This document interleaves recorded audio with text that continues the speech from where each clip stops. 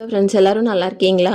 நம்ம மாடி தோட்டத்தில் நட்டு வைக்கிறதுக்காக 10 நாளைக்கு முன்னாடி போட்ட செடி விதைகள் தாங்க இந்த அளவுக்கு வளர்ந்துருக்குது. பச்சை பாருங்கள், சிகப்பு வெண்டை பாருங்கள் எந்த அளவுக்கு நல்லா வளர்ந்துருக்குதுன்னு. இதை நம்ம ரிப்போர்ட் பண்ணுறதுக்கு ரெடி ஆகிடுச்சிங்க. இதே பாட்டிலேயே பாருங்கள், நான் பிஞ்சு வெள்ளரி விதையும் போட்டிருந்தேன், அதுவுமே நல்லா வளர்ந்துருக்குது. இதையுமே நம்ம ரீபார்ட் பண்ண வேண்டியது தாங்க. இது பாருங்கள், நான் ஒவ்வொரு டம்ளர்லேயுமே 2 நீட்ட பீர்க்கன் விதை போட்டிருந்தேன். 2 விதையுமே நல்லா முளைச்சி வந்துருச்சுங்க. நல்லா கொடி பிடிக்கிற அளவுக்கு வளர்ந்து வந்துருச்சு. இனிமேல் இதை வந்து நம்ம ரீபார்ட் பண்ணி வைக்க வேண்டியது தாங்க. இது நம்மளுடைய கொத்து பீர்க்கன் செடி தாங்க. அதுவுமே 2 விதை போட்டு 2மே நல்லா வளர்ந்து வந்துருச்சு. இது வந்து நாட்டு தக்காளிங்க. இந்த செடியை நம்ம இப்போதைக்கு நட்டு வைக்க முடியாது, குட்டியாக தான் இருக்குது, இன்னும் கொஞ்சம் நல்லா வளர்ந்து வரணும்.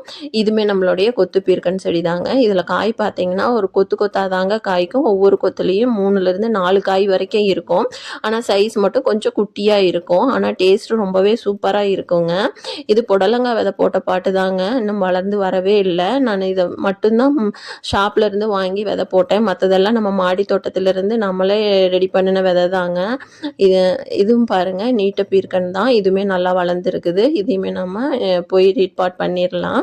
அதுக்கு அடுத்தது ஒரு 2 டேஸ்க்கு முன்னாடி நான் வெளியில் போகிற வேலை இருந்துச்சுங்க. அங்கேருந்து நான் கொண்டுட்டு வந்த செடிகள் தான் இது 2ம், டேபிள் ரோஸும் இந்த சிகப்பு பசலைக்கீரையும். இது பாருங்கள், ஒரு அட்ராக்டிவான colour yellow with white table rose. இது சிகப்பு பசலைக்கீரைங்க. இந்த கீரையும் நம்ம மாடி தோட்டத்தில் நட்டு வைக்கிறதுக்காக கொண்டு வந்து தண்ணியில் போட்டு வச்சுருக்கேன். இதெல்லாம் தாங்க நமக்கு மாடி தோட்டத்தில் ரீபார்ட் பண்ணுறதுக்காக ரெடியாக இருக்கக்கூடிய செடிங்க.